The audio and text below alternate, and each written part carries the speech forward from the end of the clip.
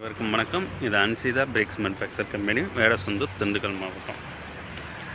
கிட்டத்தட்ட ஒரு 2019 வந்து இன்டர்லாக் பிரிக்ஸு தயாரிக்கணும், சிமெண்ட் மணல் இல்லாமல் வீடு கட்டணுங்கிற மிஷினை போட்டு தயாரித்தேன். இதில் வந்து நான் ஜெயிச்சிருக்கேனா தோற்றுருக்கேனாங்கிறத விட நான் தோற்றுட்டேங்கிறத ஃபஸ்ட்டு ஒத்துக்கிறேன். என்ன காரணம் அப்படின்னா, ஒரு தரமான கல் தயாரிக்கணும்னா சிமெண்ட் அதிகமாக போடணும். ஹாலோ பிளாக் தயார் பண்ணிக்கணும்னா ஒரு மூட்டைக்கு 80 கல் எடுக்கணும், இல்லைனா 60-70 கல் எடுக்கணும். அதனால் அந்த ஆலோ பிளாக்கில் ரேட் என்ன விலையோ அதே தரத்தில் இன்டர்லாக் கல் தயார் பண்ணி சிமெண்ட் போட்டோம்னா அந்த கல் பொழு பொழுன்னு போயிடுது, உடஞ்சிருது. அதே சமயம் ஒரு மூட்டைக்கு 40 to 45 கல் செங்கல், அதாவது இன்டர்லாக் பிரிக்ஸ் எடுத்தோம்னா தரம் வந்து குவாலிட்டி அதிகமாக இருக்குது. ஆனால் மக்களுடைய உங்கள் மனசில் வந்து என்னென்னா விலை அதிகமாக இருக்குங்கிறீங்க. இதில் விலை அதிகமாக இருக்குங்கிறப்ப நாங்கள் என்ன பண்ணணுங்கிறது எனக்கு தெரியல. அடுத்து எம்சாண்ட், அதாவது எம்சாண்ட் விலை உங்களுக்கு இன்றைக்கி விலை நிலவரம் அதிகமாக இருக்குது. சரி, கிரஷர் டஸ்ட்டு யூஸ் பண்ணலாம் அப்படின்னா அதுவும் இன்றைக்கி வந்து ரேட்டு வந்து அதிகமாக கூட்டிடுறாங்க. கூலியோட விலை உங்களுக்கும் தெரியும், எனக்கும் தெரியும். கொத்தனாருக்கு விலைக்கு இன்றைக்கி 1000 ரூபா கூலி, 1000 ரூபாலேருந்து 1200 வரைக்கும் ஒவ்வொரு ஏரியாவுக்கு தகுந்த மாதிரி வந்து கொத்தனார் கூலியும் வாங்குகிறாங்க. அதே சமயம் வேலைக்கு வர லேபர்ஸ் அவங்க வந்து என்ன பண்ணுறாங்கன்னா, அந்த கொத்தனாருக்கு என்ன எதிர்பார்க்குறாங்களோ அதே லேபர் இருந்தால் மட்டும்தான் இந்த கல் தயார் பண்ணுற இடத்துக்கும் வர்றேன் அப்படின்னு சொல்லி கூலி பத்தலை அப்படின்னு சொல்கிறாங்க.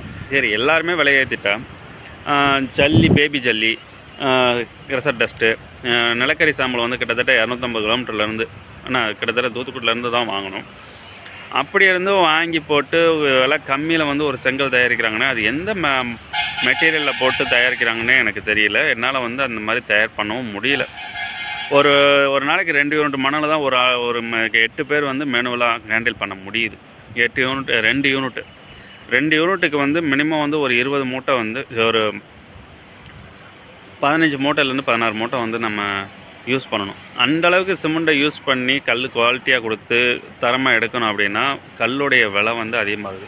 ரெண்டாவது சமயம் கரண்ட்டு பில்லு, கூலி எல்லா விளம்பரமும் வந்து அதிகமாக இருக்கிறதுனால இந்த பிரச்சனையில் நான் மாட்டிக்கிட்டேன். எல்லாருமே ஒரு தொழில் பண்ணால் இல்லை கோடிக்கணக்கில் சம்பாதிச்சிடலாம், ஒரு கல் தயார் பண்ணால் கல்லுக்கு சரிபாதி லாபம் கிடைக்குன்னு சொல்லி ஆசையை தூண்டி விட்டு வியாபாரம் பண்ண வைக்கிறாங்க பார்த்திங்களா. இவங்க மத்தியில் வந்து நம்ம மாட்டிக்கிட்டோம்னா ரொம்ப சிரமந்தான். கிட்டத்தட்ட என் லைஃபே இதில் அழிஞ்சிருச்சுன்னு கூட சொல்லலாம். கிட்டத்தட்ட 3 கோடி ரூபா சொத்தை இழந்துட்டேன். வட்டிக்கு வாங்கினதும் இல்லாமல் அந்த அவசரத்துக்கு 3 மாதம் வந்து டேவ் பெண்டிங்கு போச்சுன்னா மிஷினையும் விற்க முடியாமல், இந்த மிஷினை வந்து கிட்டத்தட்ட ஒரு 40 லட்ச ரூபா நம்ம மொத்தம் எல்லா செலவும் போட்டு ரெடி பண்ணி வச்சுருந்தோம்னா அதை இந்த மாதிரி பிரச்சனையில் சில முடக்கங்கள், கடன் கட்ட முடியாது, வியாபாரம் இல்லாமல் சில மாதங்கள் வந்து நின்றுச்சு அப்படின்னா அப்படியே வந்து நடுத்தரவுக்கு போக முடியல. இந்த பேங்க்லேருந்து ஜப்திங்கிற நோட்டீஸ் வந்துடும். அதுக்கப்புறம் என்ன பண்ண முடியும்னா நம்ம ஒவ்வொருத்தருக்கும் பாய்ந்து கடைசியில் இருக்கிற தோட்டம் துறவு எல்லாத்தையும் விற்று போட்டு இப்போ மிஷின் மட்டும் தான் மிச்சம். அந்த மிஷினை சரி விற்றுட்டா இது ஒரு 10-15 நம்ம வாங்கினா 20 லட்ச ரூபாய்க்கு வாங்கியிருக்கோம், ஒரு 10 லட்ச ரூபாய்க்கு விற்கலாம் அப்படின்னு சொன்னேன். எனக்கு 5 லட்ச ரூபாய்க்கு கொடுக்குறிய, 3 லட்ச ரூபாய்க்கு கொடுக்குறேன்னு கேட்குறாங்க. இதுதாங்க இந்த தொழிலில் வந்து கோடிகளில் சம்பாதிக்கிற ஒரு வாய்ப்பு. எல்லாருமே இப்போ ஓட்டுறாங்க, இல்லைன்னு சொல்லலை. இப்போ ஒரு தொழில் போட்டால் இன்னும் 10 பேர் போட்டு கடைசியில் அங்கே போய் மாட்டிக்கிட்டு முழிக்கிறோம் பார்த்தீங்களா. அதனுடைய சுகம் வந்து தற்கொலை பண்ணி சாகிற அளவுக்கும் உயிர் போகிற வரைக்குமே கொடுமையான விஷயம். தயவுசெய்து ஒரு தொழில் செய்ய விருப்பப்படுறவங்க இந்த மாதிரி அவசரத்தில் மாட்டி சிக்கி சின்ன பண்ணமாக வேணாம். எதையும் கடந்து போகணும் அப்படின்னு நினைக்கிறோம், நல்ல வருமானம் இருக்குது அப்படின்னு நினச்சாலும் நீங்கள் வந்து எதையும் முறையாக சிந்தித்து கொஞ்சம் அனுபவத்தில் அறிஞ்சு அதுக்கப்புறம் பண்ணுங்கள். ஒருத்தர் செய்கிறாங்க, அதில் லாபம் வருது, ஒருத்தர் டெய்லியும் 10,000 20,000 சம்பாதிக்கிறான், 30,000 சம்பாதிக்கிறான், 50,000 சம்பாதிக்கிறான் அப்படிங்கிற ஆசைப்பட்டு எந்த தொழிலையும் பண்ணாதீங்க. உங்களால் முடியும்னா மட்டும் பண்ணுங்கள். இன்றைக்கி நான் எவ்வளோ கஷ்டப்பட்டு போராடி இந்த தொழிலை, இந்த மிஷினை ஓட்டலாம் அப்படின்னு நினச்சா கூட என்னுடைய சொந்த குடும்பத்திலேயே வந்து நாசமாக போன சாவந்தான் விட்டுருக்காங்க ஒழிஞ்சு நீ நல்லா செய்ய, உனக்கு நான் சப்போர்ட் பண்ணுறேன்னு சொல்லி யாரும் கிடையாது. எங்கள் அம்மா இறந்துட்டாங்க, எனக்கு அப்பா கிடையாது. சின்ன வயசுலேயே அப்பா இறந்துட்டாங்க, அம்மா வளர்த்துட்டாங்க. ஆனால் அம்மாவுக்கு வந்து படிப்பறிவு கொஞ்சம் கம்மி தான். அவங்க படிக்கல அந்த காலத்து ஆளுங்க. அவங்களுக்கு வந்து தொழில்னு என்னன்னு தெரியல. நான் வந்து ரொம்பலாம் படிக்கலைங்க. நான் +2 முடிச்சுட்டு ஒரு ஐடிஐ தான் முடிச்சிருக்கேன். Mechanical field. ரெண்டாவது ஒரு ப்ரொடக்ஷன் எப்படி பண்ணணும், மிஷின் எப்படி செய்யணும், இந்த மாதிரி லைனில் வந்து எனக்கு புரியும். அது நான் செஞ்சுட்டேன். ஒரு மிஷின் ரிப்பேர்னால் உடனே கூப்பிட்டா வந்து இந்த மிஷின் தயார் பண்ணி கொடுத்தவங்க வந்து ஆள் தட்டி விட மாட்டாங்க. ரெண்டாவது, ஒரு கம்பெனியில் வாங்கிட்டீங்கன்னா இன்னொரு கம்பெனியில் ஃபோன் பண்ணி மெக்கானிக் கூப்பிட்டிங்கன்னா கூட அவ்வளோ சீக்கிரம் ஆள் கிடைக்க மாட்டாங்க. எல்லாத்துக்கும் மேலே வந்து ஆண்டை வந்து நமக்கு அருள் வந்து கொடுத்துருக்கணும். அப்போ தான் வந்து பெரிய லெவலில் நம்ம பிஸ்னஸ் பண்ணி சம்பாரித்து அதில் ஒரு 10 ரூபா மிச்சம் பண்ணி பொண்டாட்டி பிள்ளைங்க மாமனார் மாமியார் இவங்களுக்கு மத்தியில் நம்ம நல்ல பேர் வாங்கணும்னு வச்சுக்கோங்க. அது கொஞ்சம் கஷ்டமான விஷயம். சினிமா படத்தில் வர்ற மாதிரி எல்லாருமே வந்து ஒரே நாளில் ஒரு 5 நிமிஷத்தில் பாட்டு பாடலாமோ உழைப்பை முன்னேறிடலாம்னு நினச்சா சத்தியமாக சொல்கிறேங்க, அதை மறந்துடுங்க. ரியல் லைஃபு ப்ராக்டிக்கல் லைஃபு என்ன அப்படிங்கிறத பாருங்கள். ரெண்டாவது, கடன் கொடுக்குறப்ப கடன் வாங்குறப்ப பேங்க்காரங்க பண்ணுற தில்லு முள்ளையும் கொஞ்சம் தெரிஞ்சுக்கிட்டு ஏதாவது லோன் வாங்குங்க. லோன் வந்து பல வெரைட்டியாக கொடுக்குறாங்க. என் லோனில் என்னென்ன எல்லாம் திருடிட்டா போகிறாங்க. வீட்டு கடன் தயங்குறாங்க, லோனு அதாவது வீடு வாங்கினோம்னா அதுக்கு ஒரு லோன் இன்ட்ரெஸ்ட் வட்டியும், அடமான லோனு ஒரு இன்ட்ரெஸ்ட் வட்டியும், தொழில் பண்ணுறதுக்கு ஒரு இன்ட்ரெஸ்ட் வட்டியும், கேபிட்டல் லோனுக்கு ஒரு இன்ட்ரெஸ்ட் வட்டியும், இப்படி லோனு அலைய விடுறதுக்காகத்தான் இந்த லோனு வகைகளை கண்டுபிடிச்சிருக்காங்க. லோனு அப்புறம் கோல்டு லோனு எல்லாத்துலேயும் டாக்குமெண்ட்டு சார்ஜுன்னு ஒன்று எடுக்கிறீங்கல்ல, 50,000 1 லட்சம் கமிஷன் இதோட எல்லாம் சேர்த்தா வாங்குறீங்கல்ல. இதெல்லாம் நீங்கள் சம்பாதிக்கணும்னு வாங்கினீங்கன்னா நாங்கள் உழைச்சி இதில் முன்னேறதுக்கு தானே லோன் வாங்க போகிறோம். இதுக்கு அந்த கவர்மெண்ட் பண்ணுற ஒரு முட்டாள்தனமான விஷயம் என்னன்னா, இந்த மாதிரி லோன் வகையில் பிரித்து இது இப்படி பண்ணுங்கள். ஒரே விஷயம், வீட்டு லோன் கொடுக்குறீங்க, மாதம் இன்ட்ரெஸ்ட்டுக்கு மட்டும் கட்டி 20 வருஷம் 30,000 போகிற மாதிரி பிஸ்னஸ் பண்ணுறவனுக்கும் கொஞ்சம் 10 வருஷம் 20 வருஷம் கொடுங்களேன். ஏன் அவனால் அப்படி சம்பாரிச்சிட்டானே சீக்கிரம் சேர்த்து கட்டிட்டு போகிறான். ஒரே டயத்தில் ஒரு 1 லட்ச ரூபா லோன் வாங்கினா 45,000 இன்ட்ரெஸ்ட், அசல் இன்ட்ரெஸ்ட் எல்லாம் கட்டுங்கிறீங்க. அந்த 45,000 டெய்லி வியாபாரம் ஓடும்னு சொல்லி நீங்கள் இன்ட்ரெஸ்ட் மட்டும் டெய்லி வட்டி போட்டுக்கிறீங்கல்ல.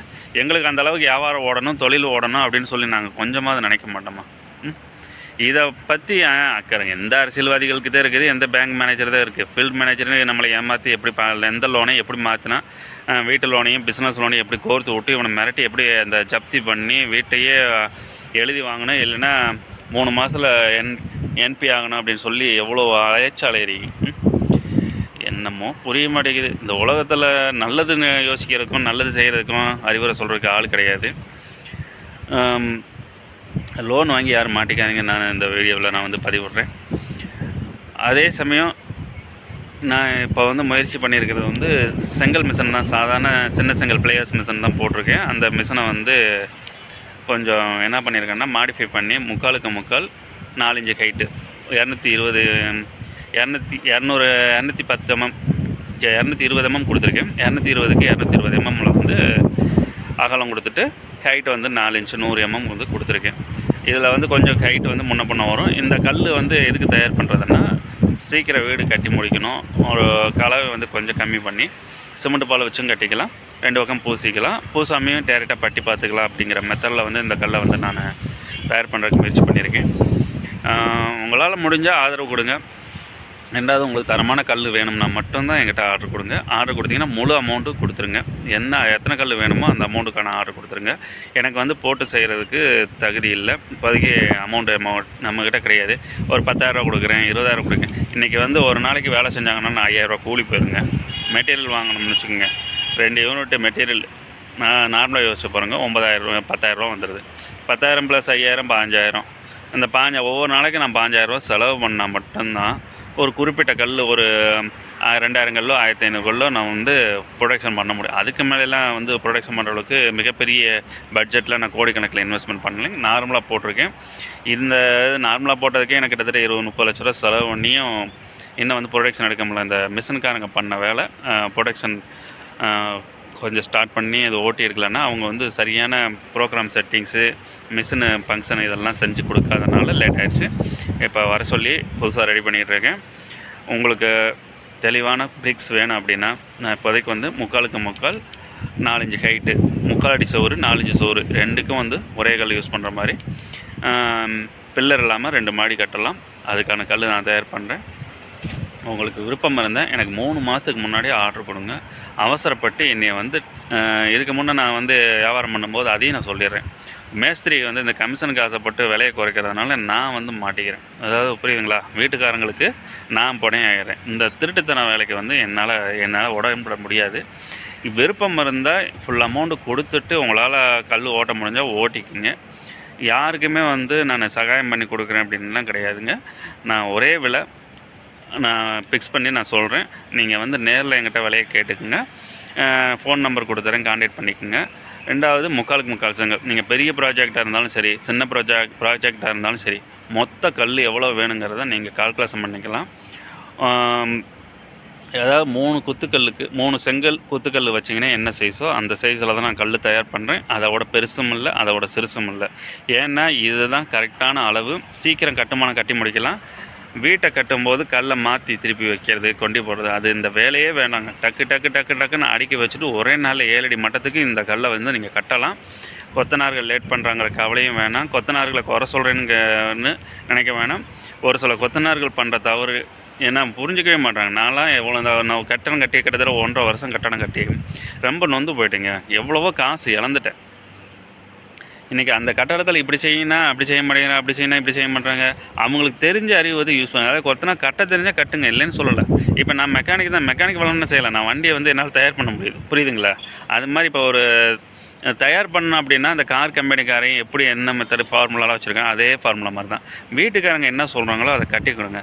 இதை எப்படி செய்யக்கூடாதுன்னு குழப்பி விட்டுட்டு அந்த ஒரு 10 நிமிஷம் வேலையை வந்து நிப்பாட்டிவிட்டு அடுத்து இப்போ கண்டுக்காமல் அடுத்த பக்கம் போயிடுறாங்க. ஒரு 4-5 நாள் கழித்து வந்து வேலையை பார்ப்பாங்க. இல்லைன்னா ஒரு 2 மாதம் வரவே மாட்டாங்க. அந்த ஒரு குறை வேலை விட்டுருக்கமே அதை முடிச்சு கொடுக்குற அந்த அக்கறை கூட இருக்க மாட்டேது. இதில் சட்டம்லாம் பேசுகிறாங்க. நீங்கள் சட்டம் பேசினாலும் சரி, எதுவும் பேசினாலும் சரி, தொழிலை நேசிங்க, உண்மையாக இருங்க, நல்லா வாழலாம், நல்லா இருக்கலாம். எல்லாருக்குமே நல்ல தொழிலை ஆண்டை கொடுத்துருக்காங்க. தயவுசெய்து நல்ல கொத்தனாராக இருங்க. நீங்கள் கேட்குற சம்பளத்தை எல்லாம் கொடுக்குறாங்க. மக்களுடைய உழைப்பு, அவங்களும் உழைச்சி தான் உங்களுக்கு கொடுக்குறாங்க, நீங்களும் உழைச்சி தான் சம்பாதிக்கிறீங்க. ஏமாற்றி சம்பாதிக்கணும் மட்டும் நினைக்க வேண்டாம். இன்றைக்கி இருக்க சூழ்நிலையில் எல்லாமே நான் சொல்கிறேன். நல்லபடியாக நல்ல வீடு கட்டணும், தரமாக வீடு கட்டணும் அப்படிங்கிறதுக்கு என்னுடைய ஆசை தான். இன்ஜினியர்ஸாக இருந்தாலும் சரி, கொத்தனார், மேஸ்திரி, வீடு கட்டுறவங்க எல்லாத்துக்கும் இந்த ஒரே வீடியோ தான். இந்த வீடியோவை முழுசாக பார்த்துருந்தீங்கன்னா தான் நம்ம என்னுடைய கஷ்டம்ட்டு இல்லை, உங்களுடைய கஷ்டமும் தெரியும். இன்றைக்கி வீடு கட்டுறது எவ்வளோ சிரமம்னு வீட்டுக்கு கட்டுறவங்களுக்கும் தெரியும். ஒரு வீட்டை எவ்வளோ சீக்கிரம் கட்டி முடிக்கணுமோ அதுக்கு தகுந்த ஒரு கட்டுமான பொருள் இருந்தால் மட்டும்தான் வந்து வீட்டுக்கு வந்து விலையும் கம்மியாகும். கொடுக்குற கோழிக்கும் நம்ம கட்டுற செலவும் வந்து ஒரு 18 லட்ச ரூபா 20 லட்ச ரூபாய்க்குள்ள முடிக்கணும் அப்படின்னு நினச்சாலும் 25 லட்சமாக போகக்கூடாது. அதுலேருந்து ஒரு 2 லட்ச ரூபா மிச்சம் பண்ணுற மாதிரி வீட்டை கட்டணும். ஆனால் அதே சமயம் தரத்தை குறைக்கக்கூடாது. தரத்தை குறைக்கக்கூடாதுன்னா நம்மளுடைய நேரம் என்ன, காலம் நேரம், இது 2 தான் கரெக்ட் பண்ணுமே தவிர பொருளோட தரத்தில் வந்து நீங்கள் காம்ப்ரமைஸ் ஆகாதீங்க. நல்ல பொருளை வந்து வாங்கி நல்லா வீடு கட்டுங்க. உங்களுக்காக நான் நல்ல பொருளை நான் தயார் பண்ணியிருக்கிறேன். இப்போ இந்த வைகாசி மாதத்தில் மிஷினை ஸ்டார்ட் ரெடி பண்ணிவிட்டேன்.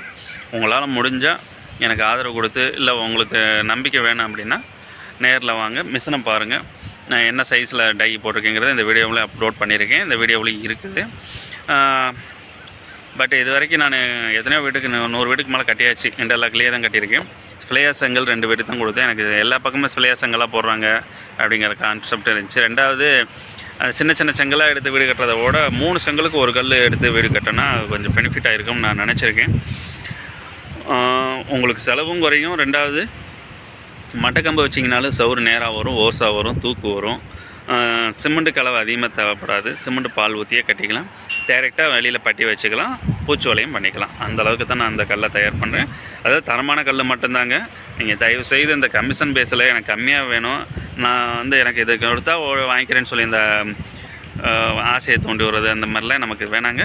உங்களுக்கு பிடிச்ச நேர்மையாக இதுதான் ரேட்டு அப்படின்னா அந்த ரேட்டுக்கு ஓகேண்ணா நீங்கள் நேரில் பேசுங்க. உங்களுக்கு நான் வந்து சொன்ன டயத்தில் வந்து ஒரு 10 நாள் முன்ன பண்ணைக்குள்ளே நான் உங்களுக்கு வந்து டெலிவரி பண்ணுவேன். ஏன்னா இன்றைக்கி வேலையாட்கள் வந்து உடனே எவ்வளோ வரமாட்டாங்க. அவங்க சொல்லியும் ஒரு நாள் விட்டுருவாங்க. ஒரு நாள் 100 வேலை இருந்துச்சுன்னா அந்த வேலையை முடிச்சுட்டு தான் வருவாங்க.